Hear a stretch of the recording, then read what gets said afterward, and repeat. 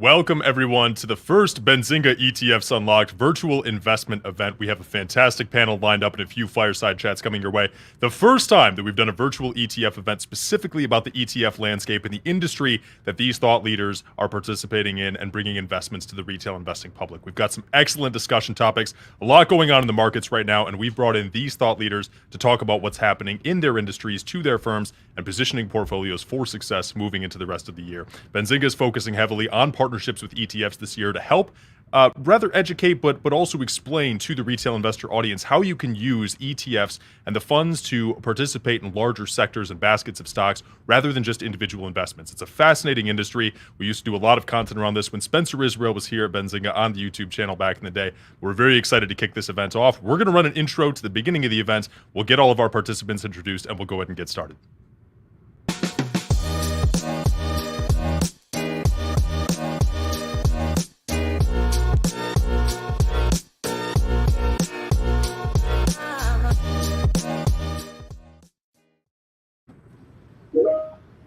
Fantastic. All right, we're going to go ahead and get rolling with some intros. I'm going to intro everybody on the panel, and then, gentlemen, we're going to start with Austin Graf, and we're going to go down the line. A quick 30-second introduction to your firm and your company, what you do, and a brief profile of who you guys are. We have Austin Graf, the CIO and co-founder of Opal Capital. Austin, can you give us a quick introduction? Sure. I'm the CIO co-founder of Opal Capital, which is a dividend-focused investment manager.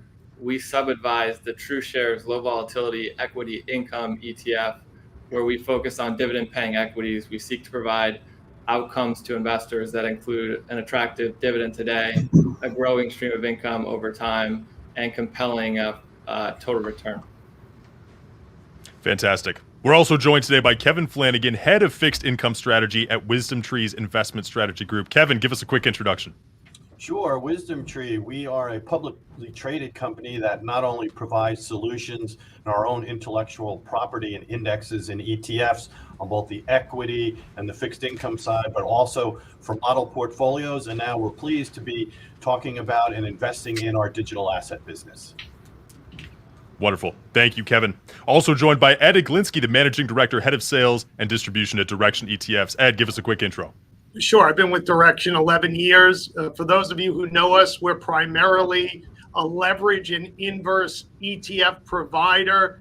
So we're really geared towards active traders that are willing to express short-term views, whether that's bull or bear.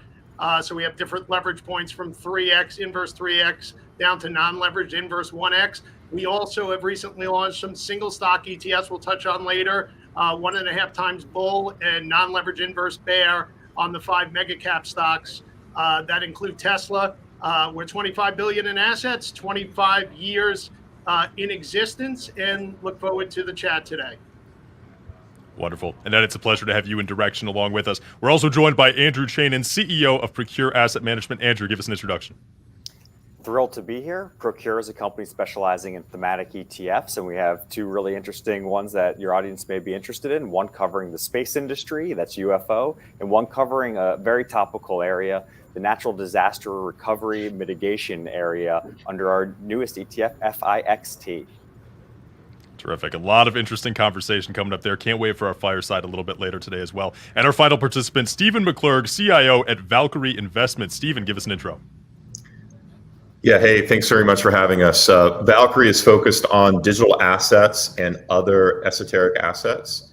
Our primary business is in active management. We cover 3C1, 3C7 funds, as well as other private vehicles. We also run a series trust where we manage 2 ETFs in and around Bitcoin. One of them is Bitcoin Miners, which is ticker WGMI, as well as Bitcoin Futures BTF. Wonderful. Thank you. And to misspeak by me, we actually have one more participant too hiding on the bottom of my screen there. We have Simeon Hyman, the global investment strategist at Proshares. Simeon, thank you for being here. Give us a quick introduction. I can't decide whether to wear my glasses because then I can't really see anything. Simeon Hyman, I'm a global investment strategist at Proshares. We're about a $65 billion ETF provider. Well known for our suite of dividend growth ETFs. We're the first and largest provider of Bitcoin-linked ETFs in the U.S., and of course, a suite of leverage and inverse ETFs as well. Wonderful. Okay. Fantastic. Gentlemen, thank you very much for the introductions. Very excited to be speaking with all of you today, and a special thank you, too, for participating in the first virtual ETF investment event here at Benzinga. I also do want to introduce my co-host, Luke Jacoby from Benzinga. Probably knows a few of you gentlemen very well. He's going to be participating on the panel today as well. Luke, thanks for being with us. Absolutely. And thank you all for being here. Let's tell our retail audience what the ETF market has to offer in 2023. Absolutely. All right. Very excited to get started. Let's go ahead and kick things off. Kind of a softball, kind of not a softball at the same time. We want to talk about the market in the ETF industry as it stands today here in 2023. Ed, I'm going to go ahead and kick things off with you over at Direxion. As you guys look at the ETF industry and where things stand coming towards the end of February and here in the beginning of Q1, what are you guys seeing as the biggest themes and the biggest things going on in the market right now? Well, on the leverage and inverse side, certainly looking at ways to short the market. That's really a carryover from 2022. So a number of inverse ETFs, particularly triple and double leverage on the inverse side in areas, the broader S&P, SPXS, even tech, TECS, a lot of your viewers are familiar with. So a lot of individuals are looking at this rally and then really fading it. And that's what this is designed for, whether it's to the long side or the short side, to take advantage of short-term swings and trading opportunities. So inverse ETFs, we've seen a tremendous amount of flows there. But when you look at China also, we're seeing inflows in our triple leverage bull and bear. A lot of geopolitical risks continue in China, some new ones developing. So yin and yang, a lot of people are trading both. We see inflows there as well this year. And Tesla, which is very polarizing. We have a 1.5 times bull and a non-leveraged bear, TSLL, TSLS. That is always getting a lot of volume and activity. In fact, an interesting note, Tesla, the common stock itself, the daily volume lately has been trading twice the volume of the SPYs, SPY. So it just puts in perspective how much interest there always is in single stocks like Tesla. Other themes that we're seeing, non-correlated asset classes, areas like commodities, inflation continues to be a concern. We have a number of short-term trading vehicles that you could trade bull or bear on the treasury markets, timely with the Fed minutes coming out today and fourth quarter GDP coming out tomorrow. So we're seeing a number of different areas. There's certainly a lot of volatility in the marketplace. And as a result of that, people want to take positions short-term on either side of that trade. Absolutely. Okay, great start. And you mentioned volatility there at the end. I want to quickly focus in on that. Kevin, can you come up for us for a second and just talk about volatility in the marketplace and ways to position yourself as an investor when it comes to ETFs or positioning your portfolio? What are you guys seeing in the market when it comes to the volatility that we've all obviously experienced over the past few months? Well, obviously the volatility quotient has been elevated in a significant way, not just last year, but we're seeing it this year as well. Certainly some of the uncertainty, or maybe it's debate is the better way of putting it, around the outlook for Fed policy is playing an integral role on that part. And on the fixed income side of the equation, the theme has been kind of a return to normalcy. If there was anything that we got out of perhaps one of the worst, if not the worst years on record for bonds last year, was this return to normalcy where we no longer have negative rates. We don't have zero interest rate policies. You're now seeing yield levels that were back in existence prior to the financial crisis and Great Recession. So a whole generation of advisors, of investors are now seeing perhaps what quote unquote normal interest rates should be looking at. And that's what we've been seeing. We've been seeing flows into fixed income, into high yield, focusing on things such as our quality screened approach for high yield, but also in order to try to get income without the volatility, USFR, that's our treasury floating rate strategy, where essentially you're floating with the weekly 3-month T-bill auction and you're not worried about where is that 10-year treasury yield going. Is the Fed going to cut rates? Is the Fed going to hold? Is it going to raise rates? You basically float with the 3-month T-bill, and you're talking about something that is a treasury-based solution. So in our opinion, if you want some income, because treasury floating rates right now are one of the, if not the highest yielding Treasury security. Without that volatility, that is definitely an avenue to go down. Excellent. Okay, Luke, I'm going to let you jump in whenever you want with the question here. I was going to turn things over to Simeon really quickly to maybe give the perspective of the market outlook again. We've gotten a few different perspectives here, and I want to hear your take on it too before we jump into the next questions. But Simeon, maybe give us your quick look from your firm as well, what you guys are seeing in the market. What are the biggest themes out there? Sure. So I think Kevin made an important point that the bond market's getting normal. And what normal may very well mean is some stability and range boundness to the longer end of the curve. We know that break-even inflation at the 10-year is about 2%. And by kindergarten math, 2 plus 2 is 4. 2% real is the long-term average. So if the 10-year is kind of normalized and range-bound, what that means for equities is that multiples will probably be pretty range-bound too. And it's all going to come down to earnings. And that's why a key theme that we're seeing is a focus on dividend growth stocks, companies that have consistently grown their dividends, because that high quality is showing up with margin expansion and growing earnings, even as the broader S&P 500 is seeing shrinking margins and shrinking earnings. Our flagship is ticker NOBL, the Proshares S&P 500 Dividend Aristocrat ETF. In this earnings season, you've got top line growth similar to the S&P 500, but you've got almost 15% bottom line growth instead of a 2% decline. But if it was just that kind of defensive strategy, you'd have to have your timing exactly right. The other advantage of those dividend growers is the growth of the dividends themselves. They are the quintessential inflation hedge. And that's the other thing that folks are worried about, that lingering inflation. It's putting pressure on margins, yes, but it's also putting pressures on client portfolios. But we do know that the best ultimate hedge for inflation is the real growth of equities, and seeing that manifesting specifically in dividend growth has been a theme that's resonated for clients and is very well positioned. And I want to switch up the conversation a little bit to make it specifically about retail investors. And let's talk about raising assets from retail investors. So I want to go to Andrew from Procure and Stephen from Valkyrie, which I'm assuming are issuers that retail investors are an important part of the strategy just based on what the products look like. So when we're talking AUM, I'm curious, how important is retail as the market has changed, as we survive this 2022 for us as a retail investor business? So a lot of people wash out of the market. We saw a lot of behavior change in the market. So I'm curious what we've seen differently from retail and how each of your businesses are thinking about retail differently. So Andrew, I will pass it off to you to get started.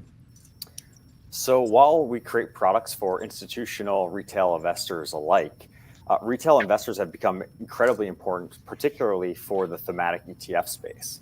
And one of the reasons is many institutional investors are actually blocked out from trading a lot of newer ETFs from more emerging issuers and managers. And so there's this new role of what's called a gatekeeper that might actually restrict some institutions from being able to invest in ETFs right out of the gate, where many retail investors do have the ability to invest in almost any theme or idea that they find interesting, as long as it's available on their local stock exchanges.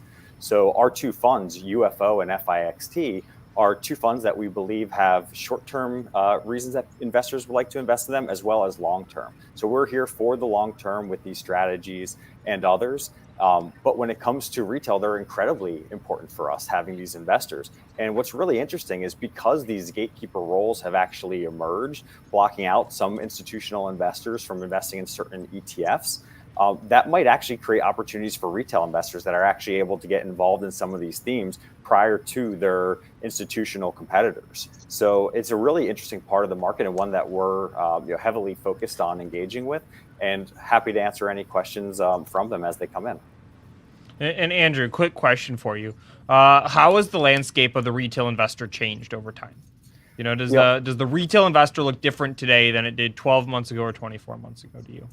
Well, I'd say, look back even longer term, ETFs have been incredible, because what they've empowered retail investors to have exposure to is the same types of strategies that institutional investors only were able to access in years prior. And as we've seen with the pandemic and people starting to do more of their own research and becoming more interested in the stock market, they've been empowered with these tools, being ETFs, to build out any portfolio to express almost any type of opinion that they'd like to. And these tools were typically prior only available to institutional traders. So ETFs have become very, very useful for building out portfolios and expressing trading strategies. And it's something that we hope will only continue to proliferate as time moves forward.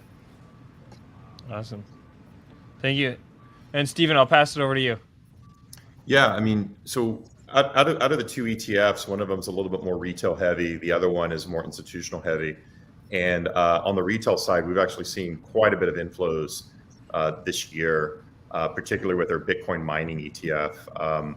One of the reasons why we feel like we're a little bit more differentiated is that both of those strategies are active, so that we can actually make decisions. And given that in the mining space there has been some consolidation, we've been able to analyze and avoid some of the issues in the space and stay with the more attractive miners. For that reason, or one of the reasons, our Bitcoin mining ETF is actually the best performing ETF in the US year to date, has been most of the year. And retail sees that, they see the news coverage of that, and they certainly follow, and we've gotten a lot of inflows on that side. On the other side of the business, again, I think the attraction to retail is really important, and given that we're a lot of our strategy is direct to retail. We've been getting a lot of inflows on across the board, whether it's ETFs or even in privates. But retail has become really important right now, primarily because as a small shop, that's really your main avenue. And Stephen, let me ask you the obvious question. Of course, the start of 2022 has been a great year for digital assets. How much correlation is there between the inflows and like the price performance of Bitcoin, the underlying or the miners themselves? Yeah, what's interesting is we started getting inflows into our ETFs before the price started picking up. So I think once the end of the year occurred and people took their tax losses at the end of the year, they were ready to reset. And so we started seeing those inflows ahead of the price action. So what I believe happened is retail investors began on the ETF side and then moved over to directly into the digital asset side, which moved that price. Okay, great. That's great. And I will say, 2022 was a great year of tax loss harvesting for me. If nothing else, I'm not going to have to pay taxes this year. We'll take what we can get, right? Stephen, that's great. And actually, you bring up a really interesting point. I am going to turn it back to Proshares in a little bit here because I want to talk about that BITO ETF. But Austin, I also want to get you involved in the conversation as well. When it comes to this TrueShares ETF that you're sub-advisor on, have you seen any interaction with the retail investor audience, any changes in the performance or the way that they're interacting with it over the last couple of years here? Yeah, we have seen some retail interest in the product. It's really a product that makes sense for both retail and institutional investors. The main aspect that most retail investors are looking for is the low volatility angle, while also providing, this attractive yield today that's growing. And so when you look at years like 2022, where we had positive performance when many of the funds were down, that's the ability to be active and focused on some of these higher quality names that will pay a decent dividend, but are also growing that dividend over time. Allow us to perform well in tough environments. And so from a retail investor's perspective, if they're concerned about volatility and aren't necessarily sure about timing of when the market's going to go down or if it's going to go up, it might make sense to get into an ETF like DIVZ that focuses on owning some of these lower volatility names, going to provide you a decent income over time and also decent capital appreciation as well. Terrific. Okay, and I don't want to lose that point too about the BITO ETF because we are going to go in a different direction in a second. But let's bring it back there to talk about that BITO play. Simeon, if you can jump on and kind of give us, again, I think Stephen made some great points about the exposure to Bitcoin and some of these, especially the tax loss harvesting part. But what are you guys seeing in relation to that BITO ETF? Any retail investor feedback or any kind of interactions that are particularly interesting to you? Sure. Well, we launched BITO about 16, 17 months ago in the fall of 2021.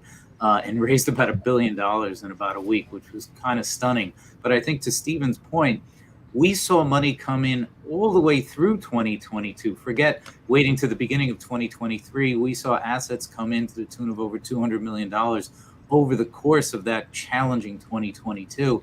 And I think that speaks to two things. One, the resiliency of Bitcoin investors who are looking through FTX, through whatever season you want to call last year, into the importance of blockchain and DeFi going forward.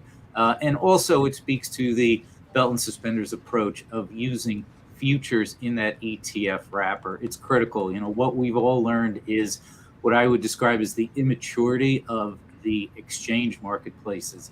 Forget malfeasance, but if you go back to Q2, we saw the largest crypto exchange remind everybody that client accounts might be commingled in the event of a bankruptcy.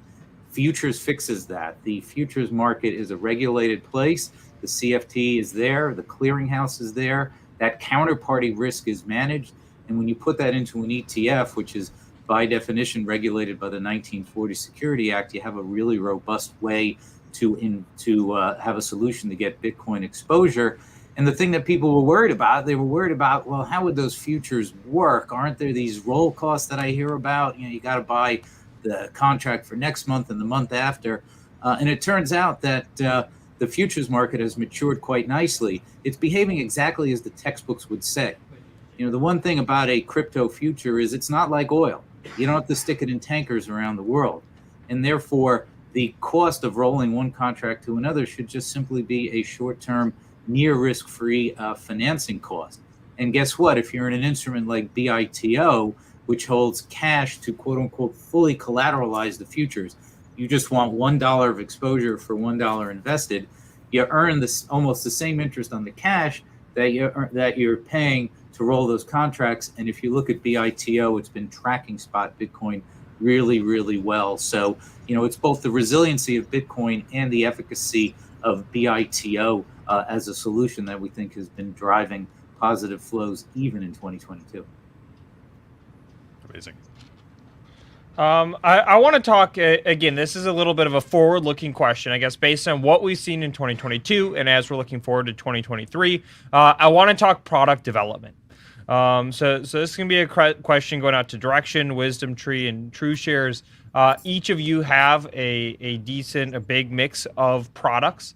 You know, I'm curious where your minds are at for new products that are interesting to come to market, or insights as to why a certain product has or hasn't been brought to market. Ed, I will start it off with you over at Direxion.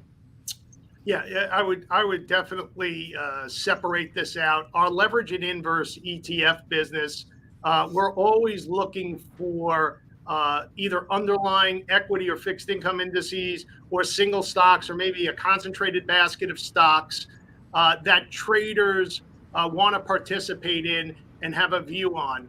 So we're always looking for that in the leverage and inverse space, and continue to evolve.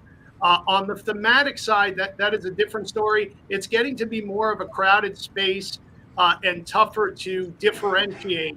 One of the things that we look for is a value add, not just to have style box investing or cheap beta that's been done already, but themes that could at least stand the test of time, that are not fads, that we believe in the investment thesis, and there's some additive value within the portfolio, whether that's an equal weight approach like our QQQE, which is pretty simple, where Apple have the same weighting as a Lucid Motors, let's say, or a commodity strategy that's not necessarily static 100% long all the time, that has the ability to be tactical, do the heavy lifting for the client, mitigate downside risk, capture the majority of the commodity upside, which is our COM.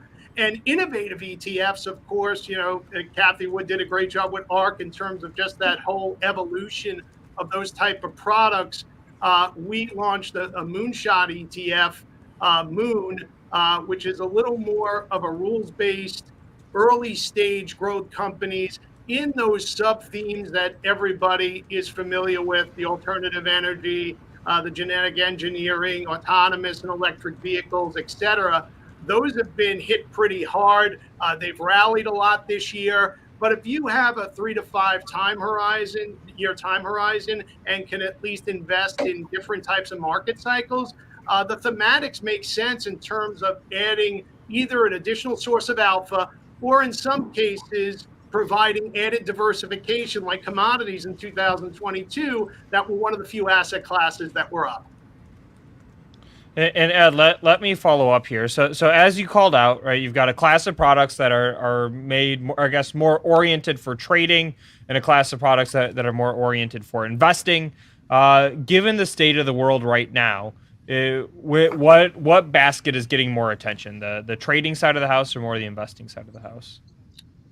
Well, I think the trading always, because the volume is always going to be significant. The whole purpose of the leverage and inverse vehicles is to have active trading. So the turnover there is going to be significant. Sometimes even some of our larger funds can turn over their assets completely in a couple of days. And that's what they're designed to do, is short-term trading vehicles. So we continue and always will continue to see inflows in those areas in the leverage and inverse space. For example, look at treasuries, for example. U.S. bonds rallied in January, have faltered in February. We have TMF and TMV, which is the triple leverage 20-plus year bull and bear. Inflows are in the top 10 for both of those year to date. So we're fortunate in terms of, we're agnostic. As long as there's volatility and directional volatility, the leverage and inverse side of the business will always have a place. We want to make sure, though, that anybody that is investing, whether it's retail or institutional, understands the mechanisms of leverage and inverse. They're not appropriate for everybody. And if you're not going to monitor it on a day-to-day basis, these are the wrong vehicles for you. On the flip side, the thematic side, we're seeing some increase in assets this year in the equal weight NASDAQ 100, because a lot of clients feel they already have enough exposure in those same mega cap names through the different benchmarks, whether it's the S&P 500 or the NASDAQ 100. And we continue to see interest in commodities because of people being concerned about inflation and the fact that they want asset classes that'll behave differently than stocks and bonds. Awesome. Thank you, Ed. I appreciate it. And Kevin, I want to pass the same question over to you. You've got a relatively large suite of products. How do you think about new product creation right now? Well, I mean, we go back to our DNA, right? I mean, we were pioneering in the non-market cap-based approach, that there is an alternative approach, whether you're looking at equities, alternatives, commodities, fixed income in the thematic space.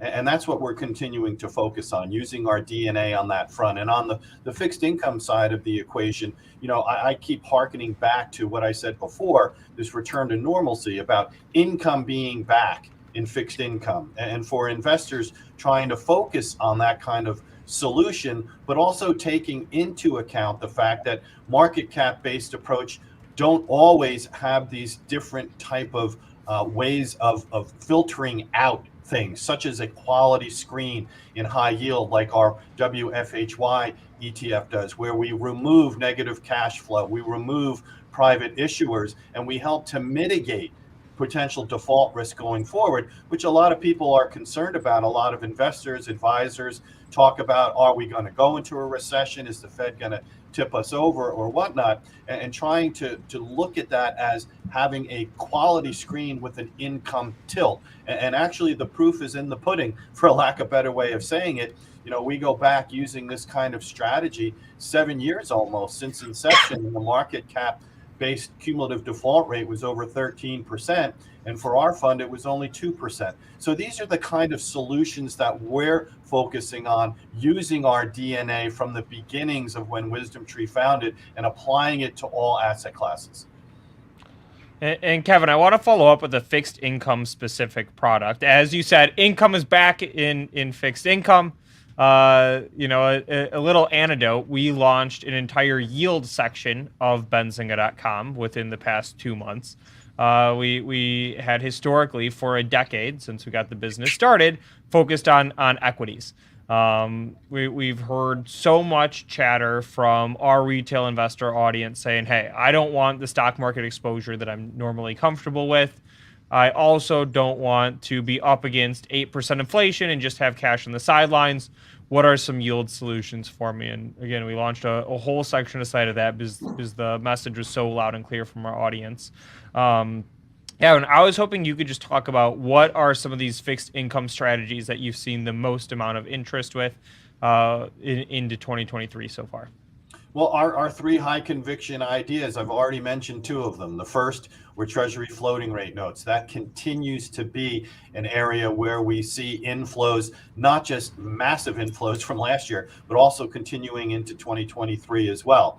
Income is back on the high yield front. And I think the third highest conviction idea would be our yield enhanced ag, which is interesting, going back to the market cap based approach, right? When you look at fixed income, and I've been doing this for 30 years, it was fascinating for me when I joined WisdomTree over 7 years ago to see in a market cap based fixed income approach, the highest or the overweights go to those who have the most debt outstanding. Being a bond guy for 30 years, that just seemed counterintuitive to me, to us in general. So we launched back in 2015 our yield enhanced ag, AGGY. And what we do is just we reweight sectors of the ag and using certain guardrails within that to try to enhance yield. So we're not throwing in high yield, we're not throwing in EM, we're not looking at leverage or anything like that. Just an investment grade solution that goes to the core of a fixed income portfolio, and then you can complement from there. And that's another area I think where we're beginning to see investor interest as well, because you've gotten to the point with rates, investors are now thinking about, hey, is this it? Can I start legging in a little bit more to duration? In other words, instead of being short duration for the benchmark, can I get closer to benchmark duration and try to take advantage of some of the yields that we're seeing there? So those would be the three high conviction ideas that we came into the new year with, and actually where we are seeing actual flows up until this point. What are we, about 6 or 7 weeks into the year? Yep, awesome. Thank you, Kevin. I appreciate it. And then same question, I'll pass it over to you, Austin. It's about new product development. You know, how are you thinking about product development at this point? Sure. At TrueShares, we're focused on active portfolio management, and with, I guess, the conversation about higher interest rates, we think that's going to lead to more dispersion in equities.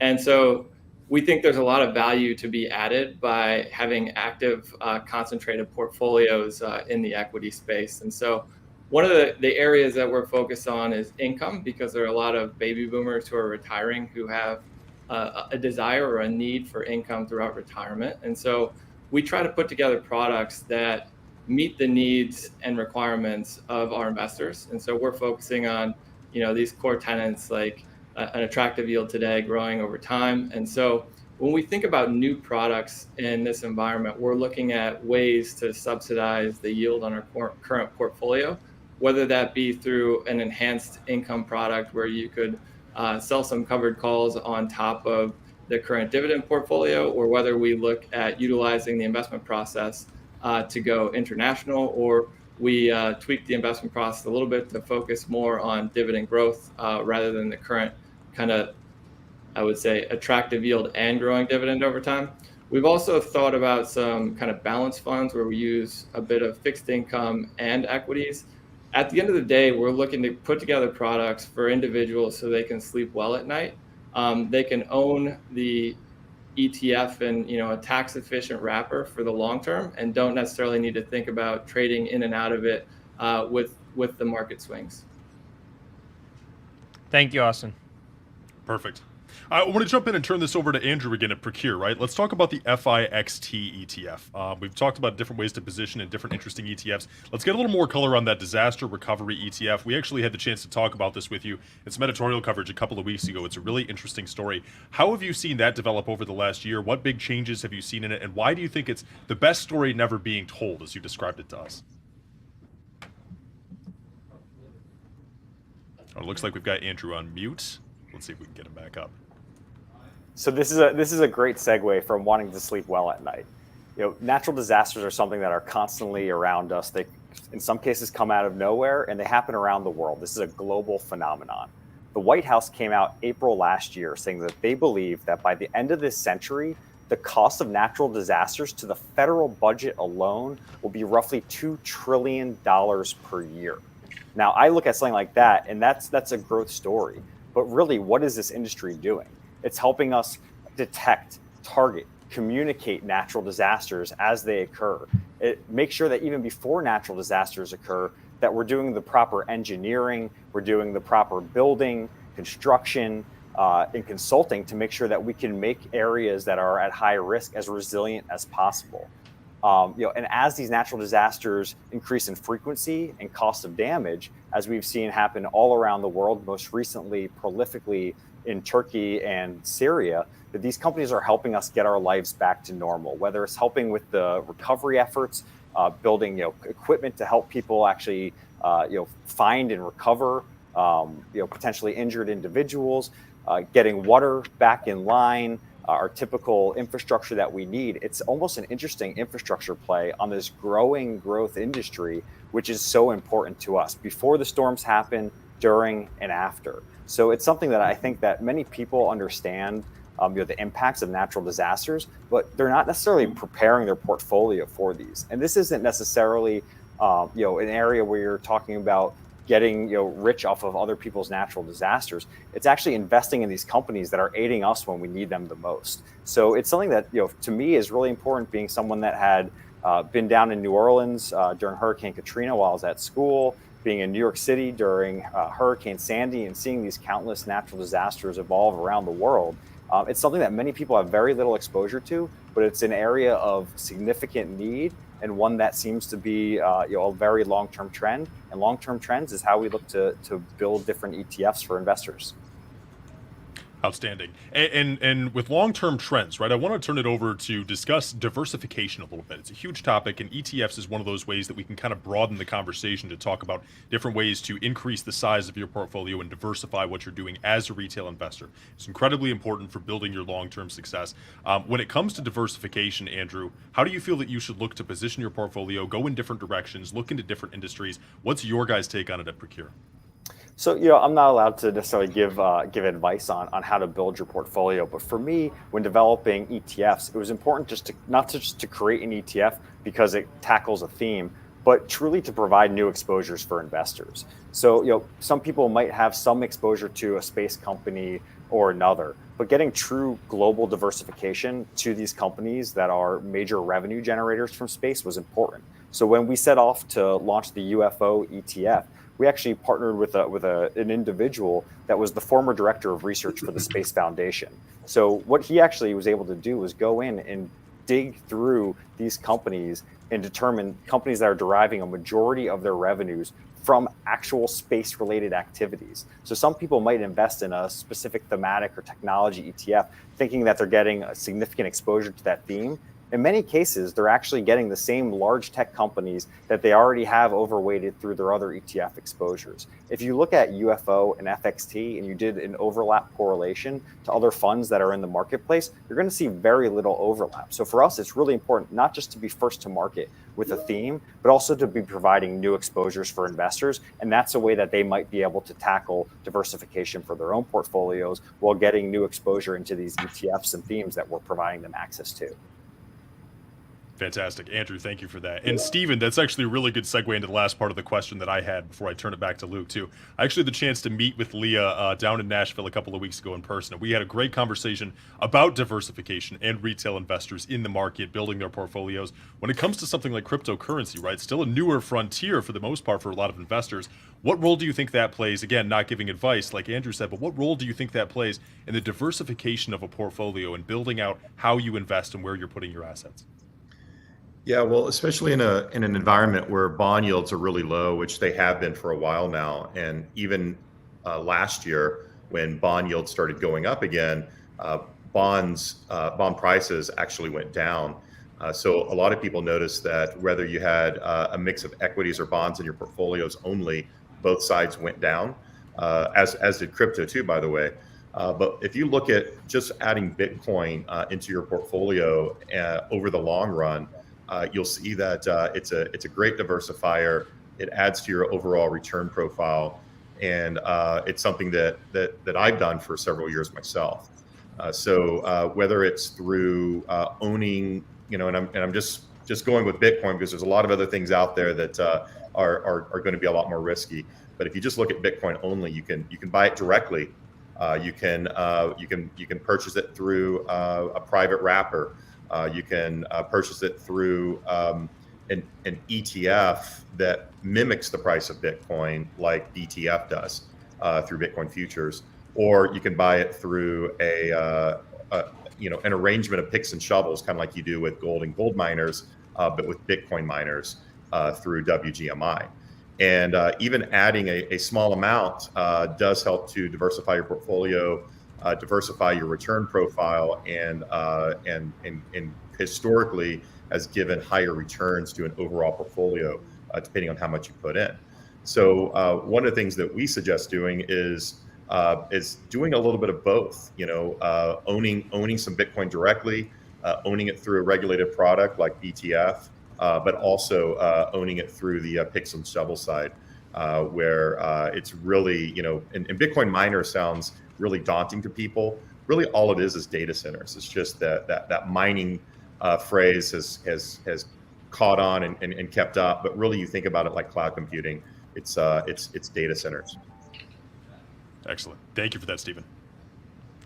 All right, I want to wrap us up with a question that I'm going to ask to everybody, and it's going to be what is the one thing you are most excited for, either in the ETF industry as a whole, your business specifically, your strategy specifically, but just give us one little nugget of something exciting we should be looking out for. I think it could be on the product development side of things, the fee side of things, regulatory, anything along those lines. And I want to hear from the whole group. So, Kevin, I'm going to pass it off to you to start. Yeah, first one up on that. Love it. Thanks. To me, I think I'm just going to return back to the recurring theme that income is back in fixed income.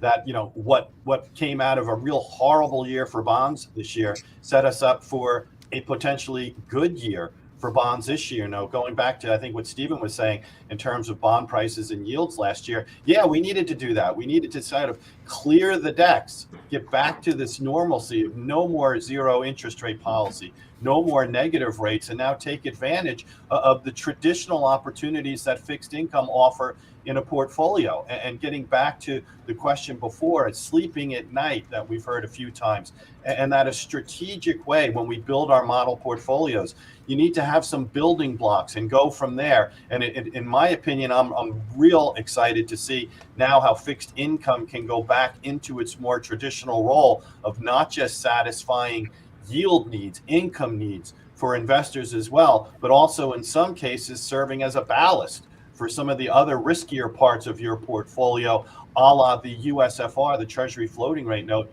that I mentioned before, which, by the way, last year, right? I mean, we just heard it. There was no place to hide. There was no place to run. It was a hopefully very unique opportunity that you see occur in the overall markets. But Treasury floating rate notes, they pretty much bucked the trend and did quite well last year. So that's the way that I look at it. Awesome. And Kevin, I know I did put you up first and put you on the spot there, but you gave me the line, income is back in fixed income. And so now whenever I use that, and as somebody who's looking to get some use out of uninvested cash, it'll be often. I'll give you credit for it. Ed, I want to pass to you next at Direxion. Yep. When it comes to leverage and inverse, I think it's the opposite of sleeping at night. You're probably up all night, as well as you should be in terms of monitoring these. But in any event, when you look at leverage and inverse ETFs, expanding the tools available for investors to express a view, whether it's bull or bear, and I think the single stock ETFs signify that continued development within the space, particularly with the success of TSLL and TSLS, which is the 1.5 times bull Tesla and inverse bear Tesla as well. One other thing on crypto, I look at that as a risk-on type of trading approach. We have a lot of individuals that are utilizing crypto, and options tend to be the same type of active traders that gravitate to leverage and inverse ETFs. Awesome. Thank you, Ed. Andrew, same question for you. Give us something that is exciting that we should be looking forward to, whether it's product specific, industry wide, etc. I think last year was an interesting year where you saw some major large cap names that people were maybe feeling like they had missed the boat on, and they saw names like Amazon and Apple and many of these other large companies that were getting a ton of press. They saw this as opportunity. So every time the price was dropping, people were buying these, and they were looking at kind of the FOMO trade and starting to get into some of these names that maybe they had felt like they missed before. I think this year could potentially be one where people are looking for new opportunities, not just old ones that they had passed up. I think that places FIXT and UFO in really interesting positions for those looking to do the research, and why space is so important this year. We've seen already with a couple satellite names that we have in the fund, one being Maxar, which is potentially being acquired for what was a significant premium, and just now we're hearing news of Terran Orbital, another holding in UFO, a satellite manufacturer. There is a significant need for space, both for individuals and companies, but more importantly than ever, governments and military. We think that that's something that could potentially be putting space in play, and we hope that people take notice. Awesome. Thank you, Andrew. Steven, sending the same question your way. Give us something to look forward to. Yeah, so last year was a great year to wash a lot of asset classes out, and the Fed, despite its best efforts, is still not going to contain inflation. So inflation is persisting. We expect inflation to continue to persist throughout this year, and we expect the Fed to continue to raise rates. The good news is the worst of it's behind us. The bad news is there's still more to come. So we actually expect the Fed rate to get to 5.5%, maybe even 6%, and stay there for a very long time until inflation gets back to at least a 3% range. But given that most asset classes were down last year, crypto was down the fastest, and a lot of the leverage, or almost all the leverage in the crypto space, was completely washed out last year, which is why it's recovering first this year. And we expect it to continue to recover the rest of the year as other asset classes might slog around a little bit as the Fed continues to raise rates. So we're very excited that has occurred. The leverage is out of the system, and now we're in very solid footing. And Steven, do you look at the Fed raising interest rates as something that's especially good for digital assets, or that digital assets will persevere despite the Fed raising interest rates? Yeah, we think it'll persevere despite the Fed raising rates. And given that we only have a few more rate hikes to go, likely, it shouldn't have that much of an impact as it does on the bond market, which, depending on duration, could be very prone to even, small increases in the Fed rate. Okay. And Simeon, I'm going to send the question your way. Something Thanks. for us to be excited about. I'm just really pleased to be part of this panel. I think sometimes we get complacent and we almost think that, hey, everybody knows there are all these ETFs out there. And I'm still shocked that for a lot of people, first of all, there are people who don't even know what an ETF is and don't know that it's this thing that's kind of better than a mutual fund. But there are also folks that if they know about ETFs, they still think it's the S&P 500. And I think getting that message out about ETF 2.0 and 3.0 is so important. A couple of careers ago, I ran due diligence in one of the major brokerage houses. And when we looked at an investment manager, an old school active manager, we would say what percentage of their process is a screen and what was kind of discretion sitting around the table. We always liked the guys who were 90+% screen because they wouldn't wake up in the morning and change the rules on themselves and second guess themselves. And the opportunity for us and others, for us as an example, to be delivering NOBL, the S&P 500 dividend aristocrats, with just one rule. You have to increase your dividend 25 years or more. I guess it's 2 because you got to be in the S&P 500. The portfolio that delivers 67 stocks out of 500, a sweet spot of diversified but meaningfully differentiated from the broad market. Only 10 or 15 years ago, you'd have had to trust that to an active manager to kind of be thinking about which dividend companies they liked, they didn't like, and maybe it worked and maybe it didn't work. So I just love being a part of this ETF next generation and getting this capability out into the tools of investors. Awesome. I appreciate that, Simeon. And as a company that, again, were founded about 10 years ago for the sake of leveling the playing field for individual investors, part of our mission has been, this is like a secret mission, don't tell the mutual fund companies, but like part of the mission has been, we want individuals to be picking their own stocks and picking their own ETFs. Or working with a financial advisor to help them build a portfolio of ETFs. There's, we as Benzinga have this view that we don't think there's a ton of reason for individuals to be holding on to mutual funds. There's greater than zero, of course. But our content, our education, the way that we direct the conversation is certainly more centered around this ETF discussion that we're having today.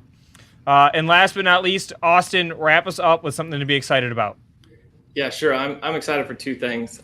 First, I'm excited for more active managers making their way to the ETF space because I think it's great for investors because of the tax benefits and also the transparency benefits. I also don't necessarily appreciate being compared to passive ETFs all the time as an active manager. The second more, product-specific thing that I'm excited for is dividends being a more or a larger part of returns going forward. I think historically, dividends have represented about 40% of total returns in the stock market. And we've seen that fall off over the last decade with easy money from the Fed. Now that that's somewhat reversed, we think that going forward, dividends will make up a larger component of total returns. And we think that's a good thing for investors. It's fantastic. Austin, great answer there. Wonderful answers from all of our panelists. And again, we cannot thank every single one of you for taking time out of your day, joining us here in the first virtual ETF event, educating investors. I love Simeon's quote there too, about getting the word out about what ETFs even are, right? Educating this next generation and this next sector of investors about how to use ETFs, positioning your portfolio. And thank you to Luke Jacoby as well, joining us here to co-host the first ETF event. Awesome. Thank you, everyone. Thank you, Luke. Thank you to all of our panelists. Thanks. Appreciate you all. Thank you, gentlemen. We'll be doing a few fireside chats with a few of our participants coming up after this. We do have a presentation from our sponsor of this first virtual ETFs event, Traders Accounting. Very prescient time to be talking about this as we are in tax season. We're going to be talking with Dr. Jerry Allison here in just a minute. I may or may not even be joined by Aaron Bree from the Benzinga YouTube channel, who'll be coming up to co-host on a few of these firesides and talking with Traders Accounting. That being said, again, we do want to thank all of our participants in the panel. Some big names there, some really, really interesting thought leaders in the space. And again, thank you to Mr. Luke Jacoby for co-hosting and jumping on the event. That being said, our sponsor for today's event, we're going to jump right into it with Dr. Jerry Allison from Traders Accounting and get a breakdown on the tax situation in the market today.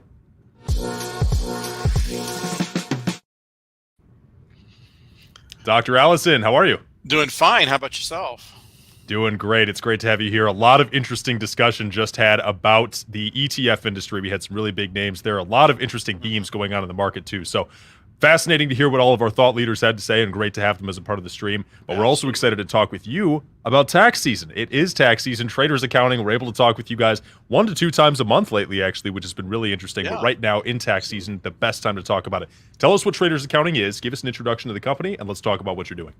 Well, actually, at Traders Accounting, we are a full-service accounting and tax firm for just dedicated to traders, although we do some other tax returns and things like that. We are 95% of our tax returns do involve some type of trading. And I was glad to hear part of that ETF discussion a little bit ago, because it's something that we have been looking into, because all ETFs are not taxed the same. And so that's something that some of them, like SPX and others, are treated like futures and taxed that way with a beneficial 60-40 split. Whereas other ETFs are treated just like regular stocks and options and can utilize the mark-to-market method. So it is something that we have to keep track of, because this is a constantly evolving situation. But we have the staffing and we have the ability to keep track of all that and understand how to handle that and structure for your tax purposes needs. So what we do, and let me go a little bit further into that, we not only do tax returns, but we help set up entities for our individuals and our individual clients. Entities are extremely important because they open up with some deductions. They shield they can shield you from potential legal liability. They can provide all kinds of things like getting the IRS scrutiny off of you. This is a time of year where you don't want the IRS scrutinizing you. Not that you do any time of year, but you want to set up your entity, your business, your trading business in such a way that the IRS is going to leave you alone. And there's been a lot coming out. We've been keeping up on this as well lately about the IRS focusing upon not big corporate taxpayers. They're not auditing them like they promised they would do when the 87,000 new IRS agent news came out. But they're actually going after smaller taxpayers. They're going after low-hanging fruit, basically. Matter of fact, there's an article by Syracuse University that actually prove that the IRS is going after the lower end taxpayers, the middle class taxpayers. And then there was something else that came out about a week and a half ago that the IRS is tightening up on tips for people who work in serving jobs. Well, you know, those aren't upper class people. So that is something that we have to keep up on, and we have to make sure that people are structured properly. When you have a multi-member LLC or an S corporation or a C corporation, we help make sure that our clients are structured properly to maximize their tax benefits and to alleviate the IRS scrutiny. We want to make sure that the IRS, because nobody likes an audit. I don't care if your return is perfect, it still takes time to defend an audit. So that is something that we definitely focus on. And we have our bookkeeping service that can keep track of this stuff. So of course, our tax service. We also do consulting. We can actually consult with people to help you figure out what is the best way to structure a tax business. Is it just leave it as a sole proprietorship? Or is it to actually incorporate as a C corporation or S corporation? Or is it to form an LLC? And that is something that, quite frankly, I do on a daily basis. I'm constantly helping people find the best way of structuring things.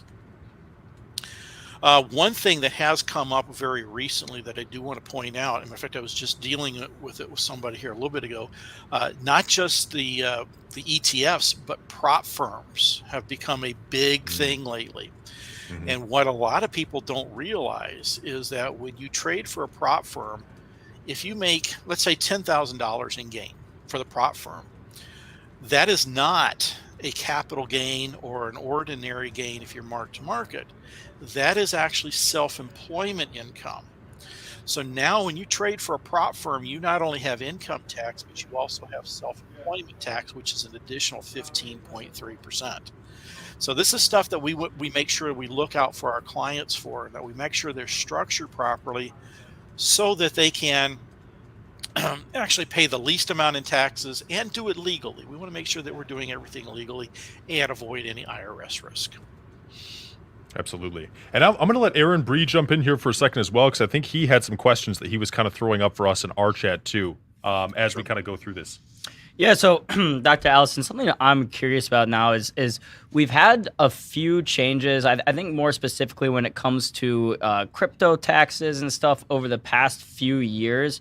What to you has been the biggest thing that maybe now in 2023 traders have to look out for or be cognizant of while they're doing their taxes that maybe they weren't thinking about just a couple years ago? Now you have to be very careful about taxation issues and how things are being taxed. It's easy with crypto, and you've got futures out there, you've got Forex, and of course you got your stocks and options and futures, and everything's got a different tax system, and you have to be very careful, particularly with the ETFs. I'm just going to kind of go back into that, because if you're trading a different ETF, you're falling into a totally different tax structure. And that's something that we have to be careful for, because if you lose money, let's say trading SPX, and that's going to be totally different than if you lose money is if you're trading, let's say Tesla stock, and you have a mark-to-market election. They're totally different. And so that's something that we have to be very careful of. Crypto is fairly simple if you can get your brokerage to produce some type of a statement. A lot of people are actually using some of these offshore brokers that are not publishing any type of statement, and it becomes extremely difficult to come up with any type of tax numbers for the return. Got it. That makes a lot of sense. And then in terms of just like tax breaks, what are like the things that you see? I know our audience will be most interested in this question. What are the things that you see traders do the most that gets them, some nice tax breaks? And of course, I mean, if you're down a lot in a year, that helps. But maybe you say you made some money. Is there still a way to get any types of tax breaks if you're actively trading? Yeah, actually, there's a couple ways that actually this can really be done. First of all, if you're trading stocks and options, and ETFs, again, I would go back to that are in the stocks and options category. Making the mark-to-market election is actually a necessary thing. Now, you have to have at least 700 trades a year, and you got to be trading 75% of the trading days per year, and putting 500 hours a year into trading, research, and education. But that gets around all those wash sales, which is a huge problem. Many have probably read about the wash sale fiascos where people have lost money in an account, but once the wash sales are added back, it shows they made money and end up paying taxes. So mark to market is definitely something to look into if you meet the requirements. The other thing for most traders is actually setting up an LLC. An LLC opens up a home office deduction for you where that you can't really take it on the personal side. And in a lot of cases, you can get that home office deduction that's new for the LLC that will save you enough in taxes to actually pay for the extra expense of the LLC. Yeah, and that's one thing that we've seen a lot of since COVID hit is people really realizing how many options are out there when it comes to taxes. Because if you're, working at home, and now all of a sudden, like you said, you got that home office, that chair you buy for your office, you can, right, can be a tax deductible. Like all these things, you paying Wi-Fi for your house. If you're working at home, your Wi-Fi, your internet bill is now tax deductible under that home office. So all these types of things that, Dr. Allison, I know you and people at Traders Accounting are looking at and know about all the time, but I think a lot of traders out there might not be in the know on a lot of these little things. Absolutely. And that's something that we want to keep up for. We're constantly looking at or revising things and making sure that we can find strategies for our clients. Coming into the year, like in December, we have a strategy for those who don't want to make mark to market, how to avoid wash sales. This time of year, as far as mark to market, we're trying to get clients, if they're trading stocks and options, get that mark to market election made before April 15th if you're going to do it personally, or March 15th if you're going to do it in an LLC. So that's something that we're constantly looking at to try to help our clients save money as well as keep themselves out of trouble with the IRS. Got it. And so speaking of the IRS, my next question, I can't remember how long ago this was, maybe say 6 months over the summer, there was news that, they were pumping more money into the IRS, like $80 billion more to start cracking down. Do you think like retail investors, traders have anything to worry about with that? Or how do you see the IRS is going to use those new funds? Yes, not just retail investors, but any ordinary taxpayer in the middle class. Now, when that funding first came out, they were saying, well, this is going to be for compliance, and we're just going to hire people to help man the phone lines, and we're going to examine big corporations, and we're going to examine multimillionaires. And I started telling my clients then, I said, no, they're not. Because why would the IRS use several different agents, 10, 20 different agents to go after a high-level corporation and spend years trying to maybe get $1 million or $2 million when they could take one auditor and spend it on going after the average taxpayer who can't defend themselves in court and say who's going to have to roll over probably, and that's where the low-hanging fruit is. And so I've seen that the Syracuse University study has proven that. What I said about the IRS going after people who make tips, Sure, there may be a lot of money out there for unreported tips, but the focus here is that the IRS is not going to spend years and tremendous amounts of time and effort to fight battles to get $1 million or $2. They're going to go after that low-hanging fruit for people who can't defend themselves. It's excellent, Jerry. Fantastic information as always. And I have one more final quick question for you too here before we wrap. Of course, there's a link in the YouTube description where you can go in, get involved with Traders Accounting, get involved with your platform. Again, what better time than now as we're in tax season? This is the time to do it. But give us a quick breakdown of how you get involved with Traders Accounting. What's the best way to get in touch other than that link in the description? What's the process look like with you guys getting started? Yeah, actually, the best way is you can obviously use the link, but you can also get on there. You can find the phone number for Traders Accounting. An email to us is learn@tradersaccounting.com. You can get in touch with us. Either way, we've got people manning the phones. We've got somebody constantly ready. If you want to book a consultation with us, we have somebody that will help you, not help you do the consultation, but we can get it booked right away. We try to do things as quickly as possible because right now in this season, it's very important to get decisions made and get them structured properly.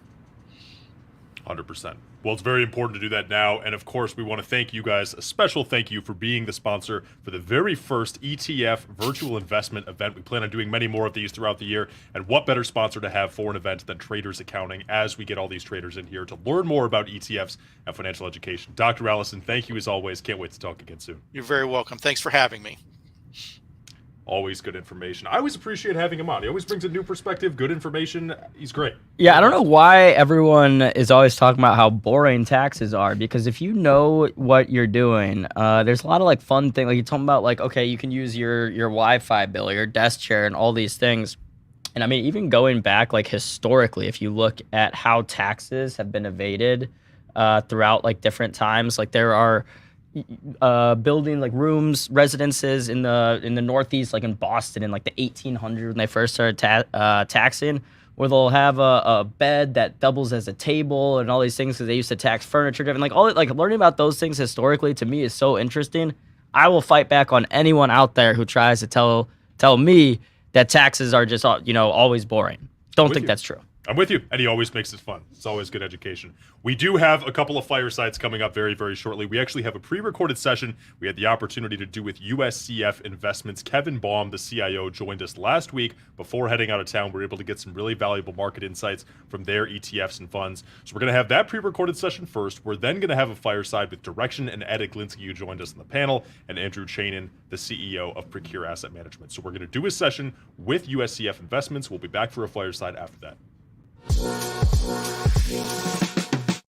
Welcome, Michael Murray, back here at Benzinga for the ETFs Unlocked event. We're speaking now as a pre-record with USCF Investments. Kevin Baum, the CIO, joins us here. Luckily, we were able to get him before heading out of town to do a pre-recorded session about their investing strategies and lend their insights to the rest of the panel and the speakers that we've had so far at the event. Kevin, we're going to bring you on and get started. How are you? Sounds great. Thanks, Michael. Great to be with you. It's a pleasure to have you here, Kevin. Very excited to be able to get, like I said, your insights from USCF, get your market outlook and everything that's going on from your perspective in the markets and the ETF landscape. So let's kick things off. We've got a bunch of things to cover with you on the market side, and we're only going to be here for about 10 to 15 minutes, so we'll keep it very high level. But introduce us to USCF quickly. Give us a brief background of the fund and what you guys do. Give us a little bit of perspective so we know where you're coming from. Sure. Great. Again, thank you for having me, Michael, and it's great to be with everyone. USCF Investments is an ETF provider focused on commodities and alternative funds. So we have a suite of products, whether those be single commodity products, broad basket products, and a couple of income-focused strategies as well. Terrific. Okay, so with that context coming in then, we've already had obviously a panel here at the beginning of the event, pre-recording this segment now, but this will be coming on after the panel. So with all of the insights that we've gotten so far about the market today and where we're standing, give us just a brief look at the markets from USCF's perspective. What are you guys seeing as the biggest macro trends in the market? What things are affecting the way that investors are making their decisions? What is the market outlook as a whole so far in 2023? Yeah, sure, Michael. I think you have to start with, of course, the Fed tightening cycle. And we think there's still some room left in that. But importantly, from a commodity investor's perspective, history shows us that in these inflationary environments where the Fed is tightening, commodities tend to perform very well. And we think that actually lines up with the fundamentals we're seeing today, Michael. We're seeing On the supply side, OPEC has cut production, so they've removed some supply out of the market. We're seeing Russia cutting production as well, which lowers the supply of these commodities in the market. And then on the demand side, Michael, you have China reopening, right? The government has loosened up some of the restrictions on these lockdowns. And we know what happened here in the US a couple of years ago when we came out of 2 or 3 months of lockdowns. Well, China's coming out of 3 years of lockdown. So we're seeing the green shoots emerge with energy demand numbers up. We're seeing travel demand numbers up. And so undoubtedly, as important as China is to the global commodity markets, that's going to be supportive from the demand side. So we think 2023 is setting up as a constructive year for commodity investors. Wonderful. Perfect lead into where we want to lead the conversation next. So let's talk a little bit about those commodity investors. When it comes down to using commodity ETFs specifically and talking about you guys and your perspective from USCF, what's the benefit for traders and investors using commodity ETFs? What things sets these apart in terms of what investors are able to get out of this type of investment? Yeah, very important question. I think there's multiple benefits that come from commodity investing, but the three I would note today, Michael, are long-term return potential. Commodities can obviously go up in price and add value for investors, and we've seen over long periods of time that commodity investments generate returns similar to the equity market. Now, also, commodities have the potential to hedge inflation, and we've seen that in the last couple of years with this strong wave of inflation corresponding with strong returns to commodity investments. And then third is just general portfolio diversification, Michael, where again, commodities and equities may have similar long-term returns, but they happen at different points of the business cycle. And so I think those three benefits make it very, very useful to add commodities to most investor portfolios. Terrific. And maybe just to look at the downside for a second too, right? Is there any risk associated with this? Any downside that can come up with commodity ETF investments? Yeah, sure. To be fair, commodity prices can go through periods where they're rising. They can go through periods where they're declining. And that's true of any investment, stocks, bonds, real estate, commodities. And so we do want to be aware of that. But again, I think the important point here is that typically the cycle for commodity returns is different than that for stocks and bonds. And so you're getting good diversification when you're combining all of these asset classes into a portfolio. Excellent. Okay, with that insight, now let's talk a little bit about diversity of the portfolio. Again, we're speaking mainly to a retail investor audience here, people that are building their portfolios day by day using different providers, brokers, strategies, and everything else, whether it's from the Benzinga ecosystem or beyond. When it comes to diversifying one's portfolio, how can commodities do that? How can you build a portfolio built with commodities or commodity ETFs and give you that extra exposure to diversify what you're actually involved in? There's a couple of ways you can go about that, but what we would advocate for most investors, Michael, is one-stop solution with a broad-based commodity exposure portfolio. And so we have a fund, SDCI is the ticker. It's an exchange-traded fund that gives you exposure to energy, to industrial metals, precious metals, agriculture, all in one product. So for every dollar of investor money that comes into the fund, they get $1 of long exposure to the prices of those commodities. And we just think, Michael, this makes a lot of sense when you're trying to diversify your stock and bond exposure.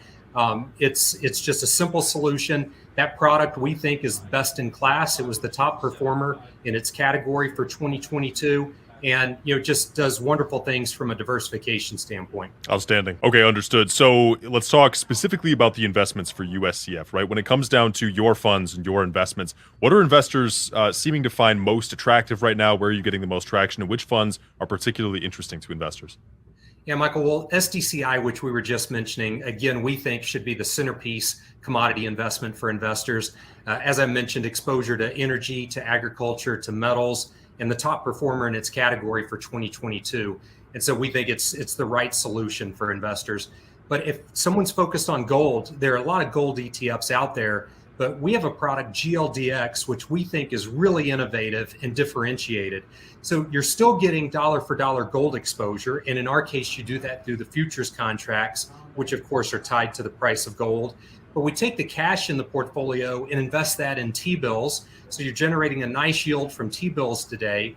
And then we're enhancing that income by selling approximately 10% out of the money call options. So that's every month we're doing that. And the premium income from selling those options is an additional income stream for the fund. So again, a very interesting concept where you get dollar for dollar gold exposure, but you also get an attractive yield while you're sitting in that allocation from the treasury bills and from the options that you've written. Now, the last product that I would mention to you is our newest product, Michael, ZSB. It's our Sustainable Battery Metals Strategy Fund, and this is a thematic product. So this is looking at the mega trend, which is the energy transition. When we think about all of the electric vehicles that are being purchased around the world today, and those numbers are increasing dramatically. When we think about the implementation and rollout of renewable energy, solar panels, wind turbines, the one common denominator is the critical metals and minerals that are needed for all of those clean energy technologies. And so we're offering a product that gives investors upstream exposure to this mega trend. So we're not as concerned with owning the stocks of things like Tesla or the automakers or technology companies. We don't care who the winners and losers are, but the one common denominator is every electric vehicle has a battery in it that needs these critical minerals and metals. Again, the solar panels and wind turbines need these metals. And so our product is predominantly exposure through futures contracts to things like lithium, cobalt, nickel, and graphite. So it's just a great access point for investors that want to invest in the megatrend of the energy transition without worrying about picking the winners and losers of the automakers. Outstanding. Okay, and you bring up a couple of really interesting points here, and inflation was kind of geared towards the end of our discussion, but I think it's particularly present right now with what you just mentioned. With the gold exposure with some of these ETFs, looking at the inflationary environment and landscape around us, how can investors, we talk about hedging, right, with ETFs and this kind of investing strategy pretty often, but how can investors kind of play the inflationary landscape with a gold ETF? How does that tie into the investments that you guys offer at USCF? Yeah, sure. A very important question, right? I mean, inflation is top of mind for everyone, and rightfully so. We're seeing what that's doing to households. We're seeing what that's doing to investment portfolios. And this is where commodities and gold like GLDX can really come in and help an investor. If you look back to the last time we had really serious inflation like we're experiencing now, Michael, back in the 70s, gold was a really solid investment during that period of time. So it does have inflation hedging properties. And again, GLDX was the top performer in its category for 2022. And we think the right way to approach the gold market. But I would also take you back, Michael, to the discussion about the broad-based commodity exposure product, SDCI. And the benefit there is that it's going to give you exposure, whether inflation is coming through agriculture prices, you're going to get exposure to agriculture in this fund. If inflation is coming because energy prices are rising dramatically, you're going to get some protection from a fund like SDCI, which has energy exposure. So we really think GLDX does a great job here, but SDCI would still be the fund that we would advocate as just a best-in-class inflation hedge as well. Got it. Okay, and then pivoting just a little bit, Kevin, right? I think the gold and inflation, we could talk about that for quite some time, but the ZSB Sustainable Battery Metal Strategy Fund, that one's really interesting too, and it's probably where we'll close our discussion here, because again, especially if you look at recent funding measures from President Biden, the electrification of America, renewable energy, from the shoes of an average retail investor building their portfolio, how does a fund like this help you get exposure to what you may believe is the future of America moving towards this electrification and green energy?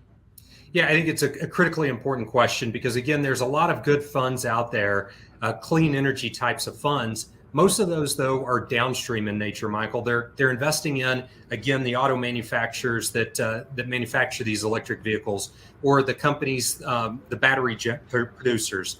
But what we're trying to do, again, is eliminate the need to pick the winners and losers and just give investors the opportunity to invest in the megatrend through the upstream minerals and metals that are critical to these technologies.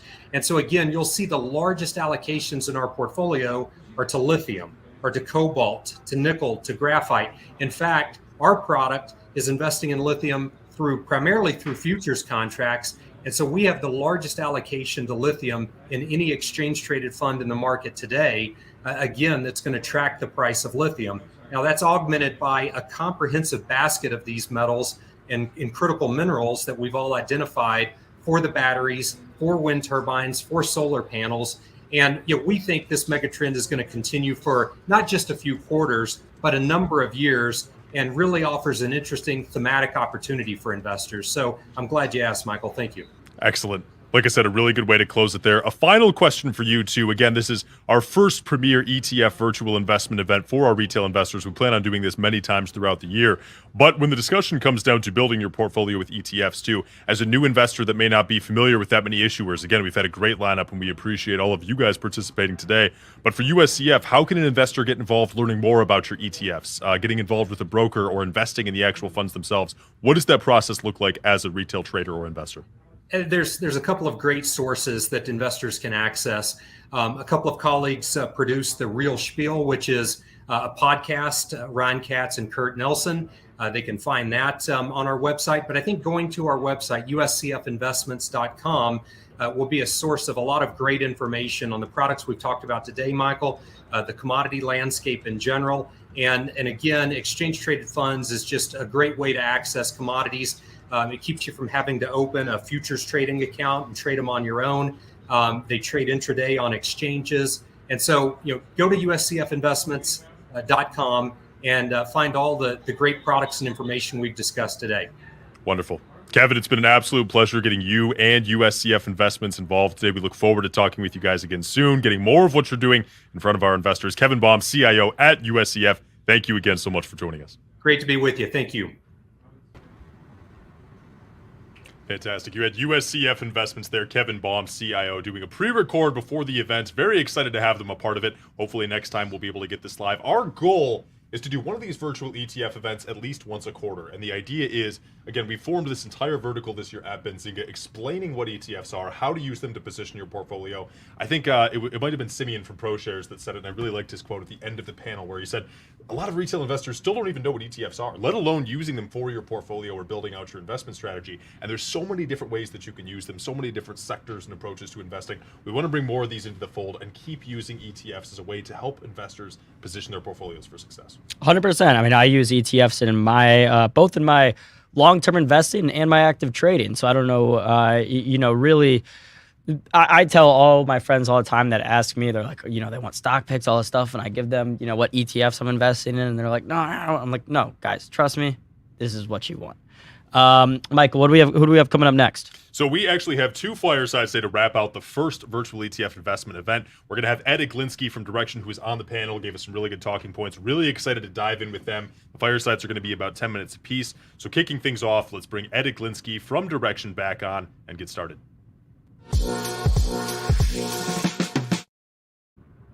Ed, good to see you back here again. Thank you again for your participation on the panel. Went really well, we thought. Really interesting.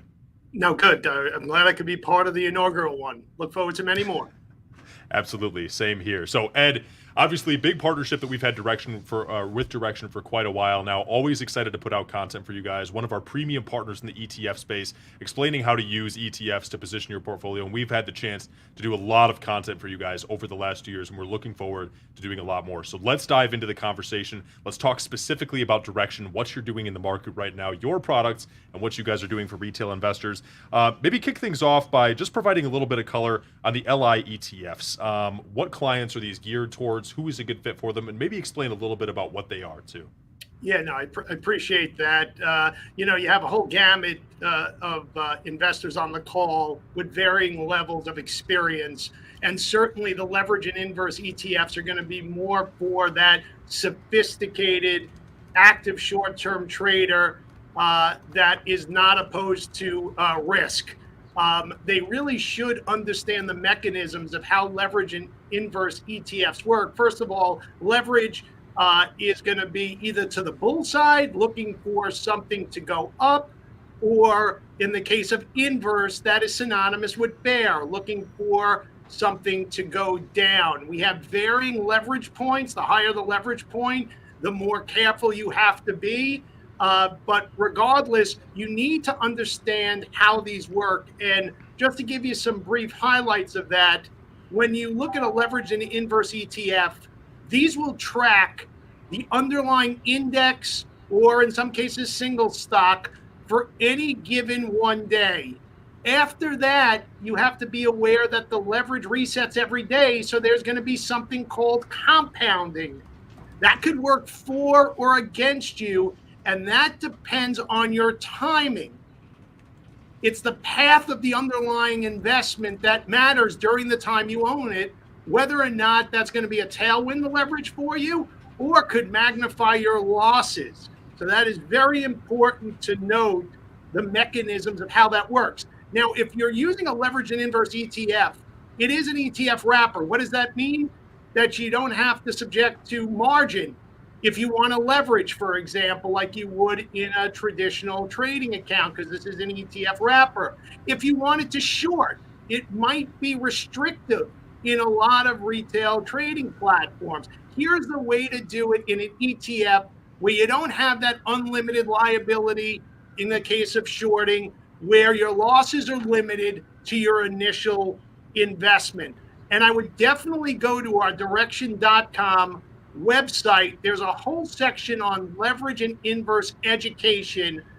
Any of your viewers, first and foremost, should see those videos and absorb all of that information before they consider making any investment. And the most important thing is these need to be monitored on a day-to-day basis. These are not set and forget it vehicles. There's a lot of ETFs that we talked about today that are more strategic asset allocation, longer-term investments such as our QQQE. This is the antithesis of that, where you need to monitor these on a day-to-day basis and be vigilant. Yeah, so Ed, something I'm curious about, and you're mentioning with these leveraged ETFs and stuff, and they might be more for people who can actively monitor their things. What, I mean, what type of time horizons are we looking at? Because I know a lot of times you hear people talk about, well, like the triple ETF, triple leverage ETF, you know, they're like designed to go to zero over time or something. I don't really understand what that means. Do you know what they mean when they say that, or why it might not be, you know, that smart to just set it and forget it in a triple inverse or triple leveraged ETF, whether it's inverse or not inverse? Well, it's a good question you bring up. There's going to be compounding once you own it past one day. The trend is your friend. So if something is stair-stepping in your direction and you have leverage to it and you have the right direction of it, no pun intended, your gains could be magnified. But also your losses, if you're on the wrong side of that trade, could be excessive. Over time, we have triple leverage bull and bear products that are the opposite of that same index that both could be down. Why is that? Because of what you just mentioned, that potential compounding decay, especially if that underlying index has a lot of volatility to it without any true direction. If it's very choppy, so that triple leverage bull and bear potentially of that same pair could both be down in a scenario where you don't get something trending in one direction or another consistently. Got it. So even if I was, even if I was super bullish semiconductors for the next year and I wanted to just buy an ETF and forget about it, you would maybe direct me more towards SOXX,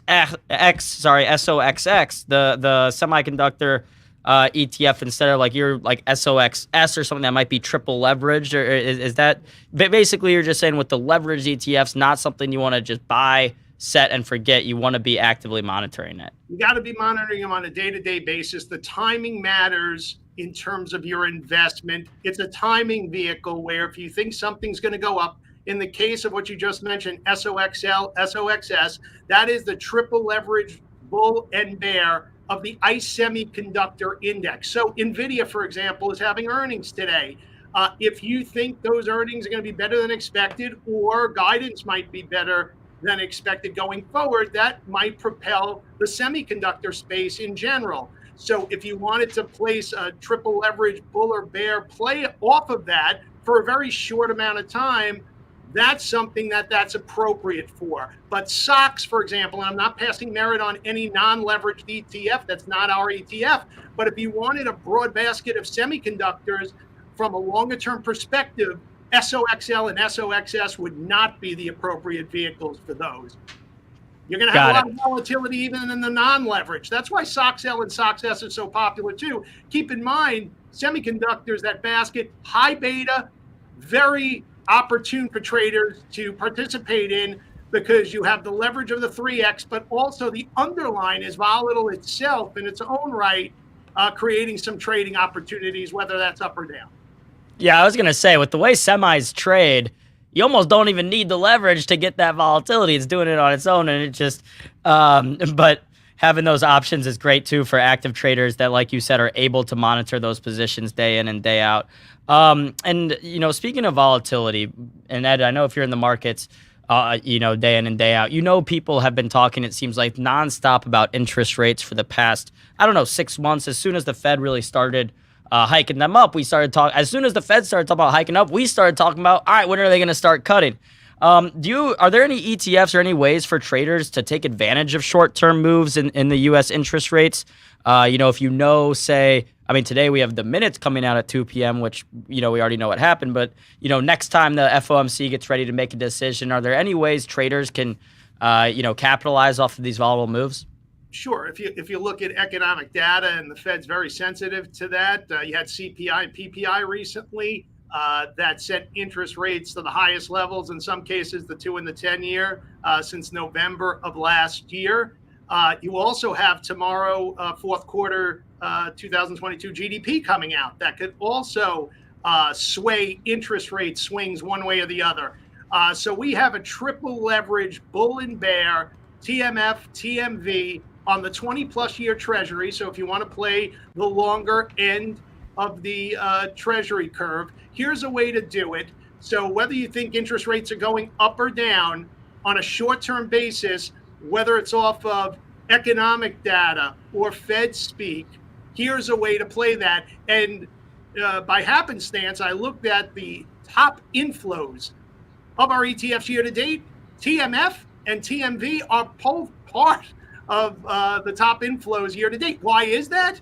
Well, you had a tremendous rally in January in bonds, followed by a tremendous sell-off in bonds. So that's what these vehicles are designed for, that short-term type of trading activity. TMF, TMV are ways to play that. If you wanted to play the shorter end of the curve, the 7 to 10 year, we have a way to play that with triple leverage bull and bear, TYD and TYO as well. Got it. Yeah, and I'm sure you would have not guessed a year ago that those two ETFs would be in some of the top traded among traders, just because, I wouldn't think to go out and buy a triple leverage ETF on the 20-year. But hey, in this environment, that might be where the beta is, where there's some potential volatility and money to be made there. Going back to the long and inverse single stock ETFs, particularly Tesla, why do you think they've become so popular within the trading community? Yeah, we launched these in the latter part of the summer, fall of last year. We have a suite of 5 pairs, the 5 biggest mega cap stocks that include Tesla, Apple, Amazon, Google, and Microsoft. They're 1.5 times bull, so lighter leverage to the long side, and non-leveraged inverse bear, which means that for Tesla, if Tesla was down 1% today, that non-leveraged inverse Tesla would be up 1%. So for your viewers out there, Tesla's been very popular. It's a polarizing stock. There's always headlines, it seems, in the news.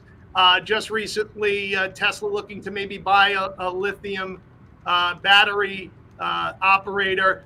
Also, with a recall on software on a lot of their cars, and you have Musk day to day as well. It's also evident, I mentioned this earlier, if you look at Tesla's daily volume recently, it is more than the 5 next largest volume stocks collectively on a given daily basis. So there is a tremendous amount of interest in Tesla. Also, it's trading lately twice the volume of SPY. So there's a lot of interest there. Analyst Day, by the way, is coming up March 1st for Tesla. We have a lot of individuals playing that to the long and the short side. And a lot of individuals also that might have embedded gains, excluding last year in some of the mega cap tech that own it for a long time, are looking in some cases for taxable accounts to have a hedge and maybe use that non-leveraged Tesla, for example, inverse, TSLS, for example, or Microsoft, or any of the others to hedge maybe some of those taxable gains that they may not want to sell. I certainly would reach out to your accountant for any of those things. I'm not a CPA, but that's how we're seeing some people utilizing it. Understood. Michael, you want to jump in here for the last question? Yeah, I think as we start to wrap, right, I think the single stock focus and the leveraged funds are super interesting. And kind of a broader theme that we want to close with is the geopolitical tensions, right, with the US and China, especially in the recent months here.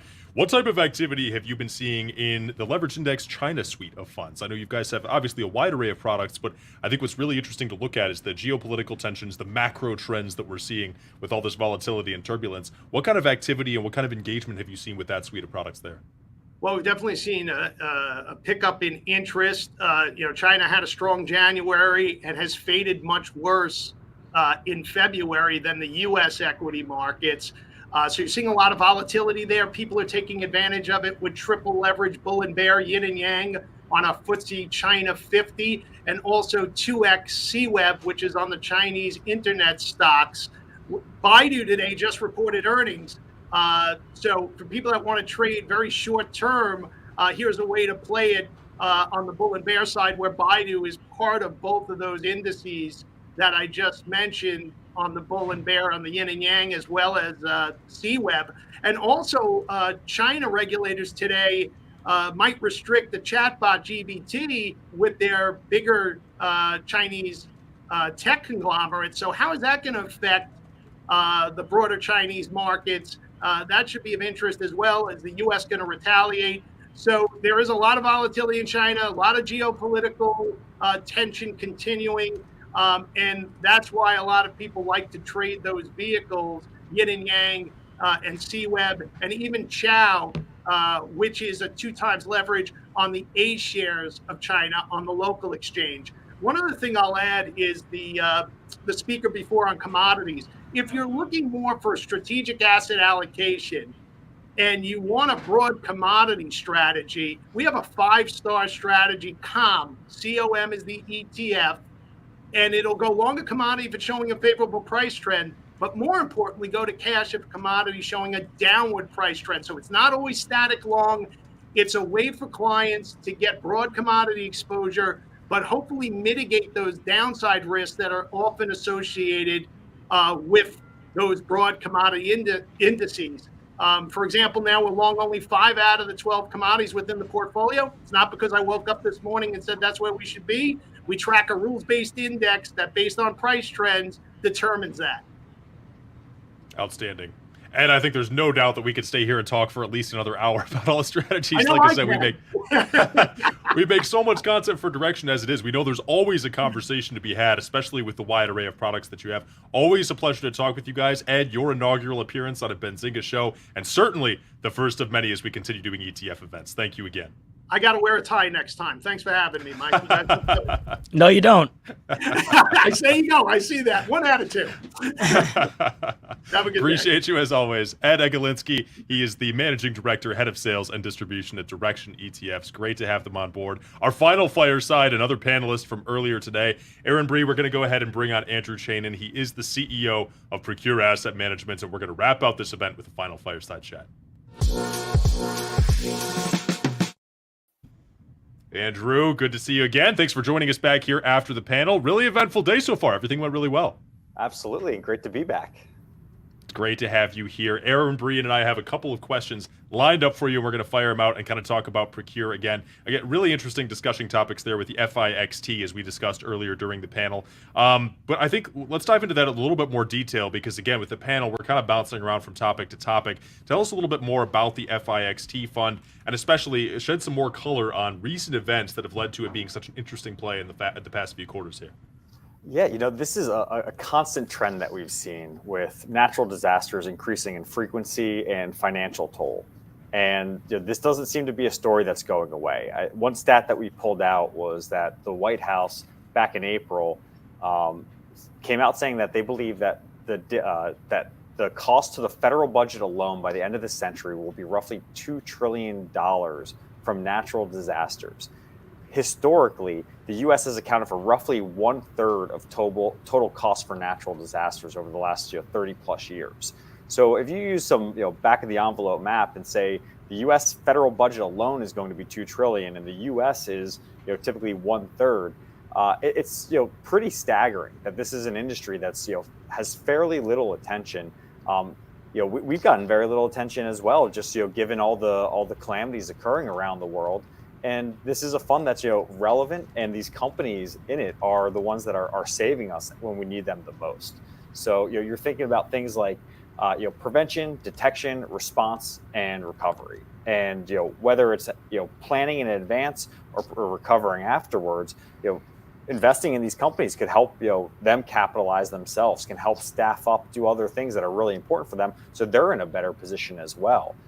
So there's a lot of troubling trends, but in my opinion, this is one of the first funds out there that's actually tackling this part of the environmental challenge. And I think it's really important, and one that hopefully people will start to realize as time goes on.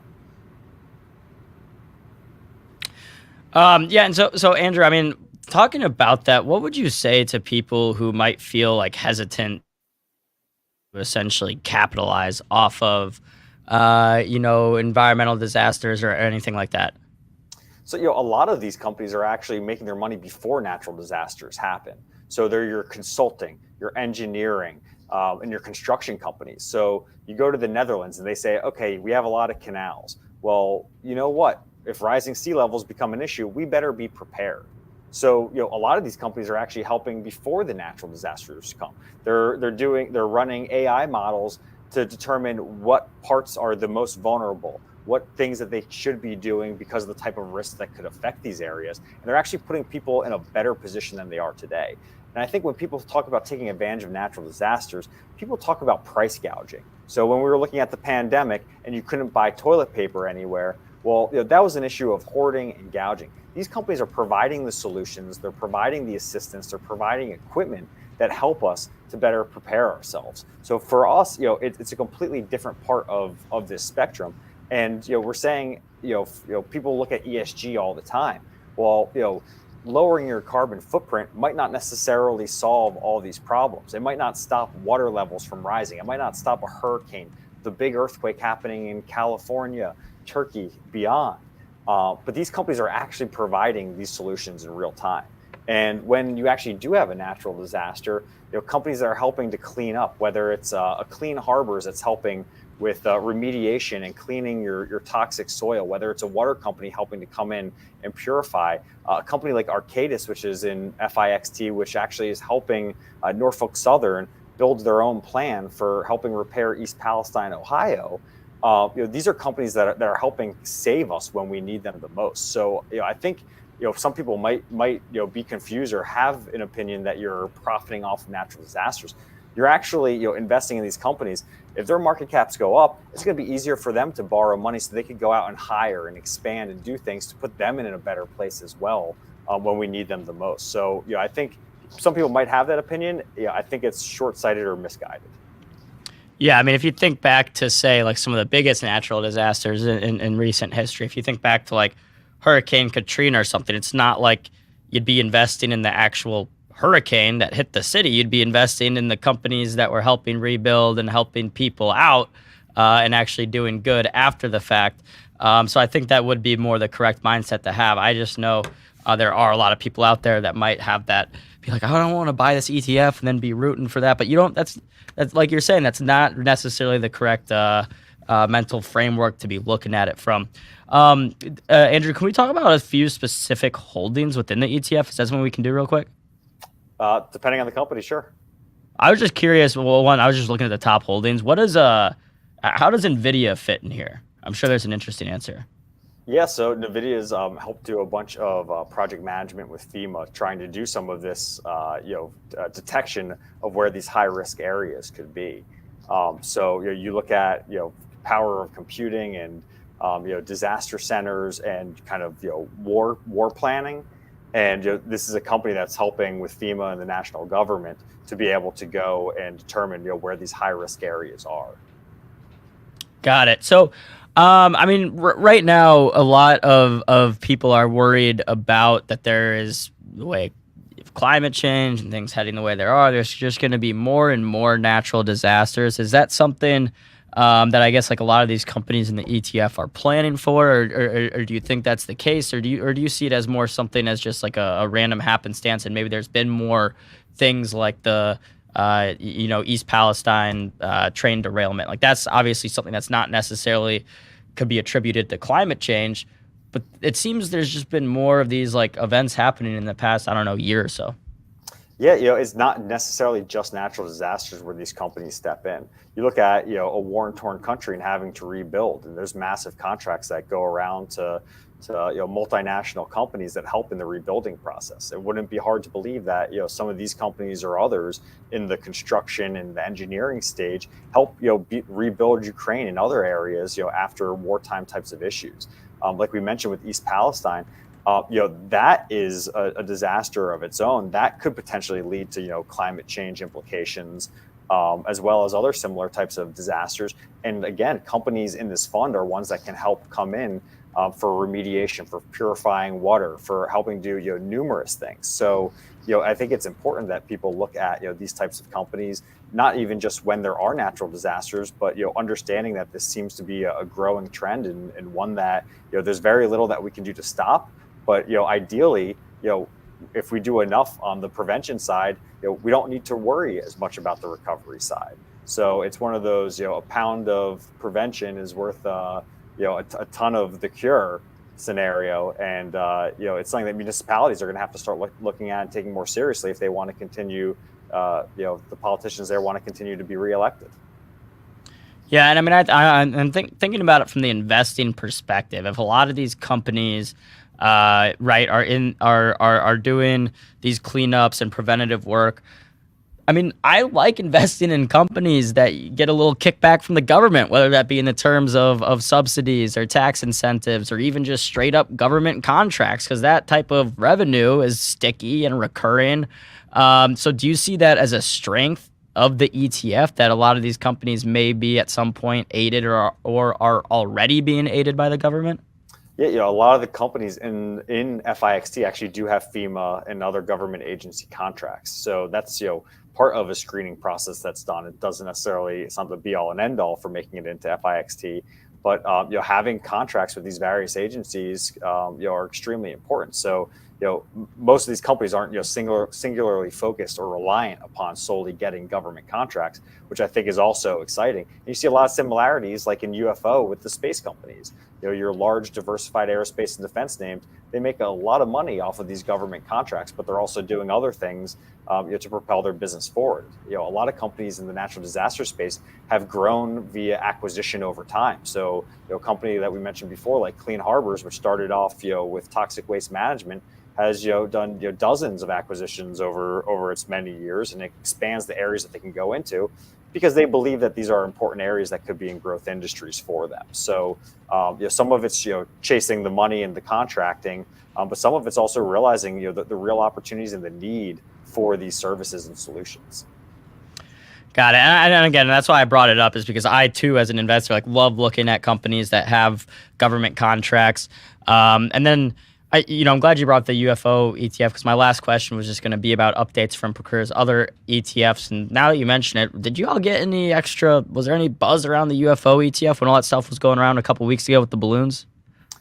Some people, like in the connection, but, really what's that going to cause? A further increase of importance for the militarization of space. And that's a trend that we've been talking about since we launched the fund, as many people weren't necessarily covering the importance of the military side of space. Since the Ukraine conflict emerged and we started getting, video surveillance and imagery of troop buildup outside of Ukraine, people have started to realize a little bit more, but space and military are inseparable at this point. And, space is viewed as the higher ground in new military conflict. This is something that, it's not just, the government that wants spending, it's the DoD as well. And space is something that, this interview wouldn't be happening today if it wasn't because of space. So hopefully people start to realize how essential each of these industries are for our everyday lives and our safety moving forward.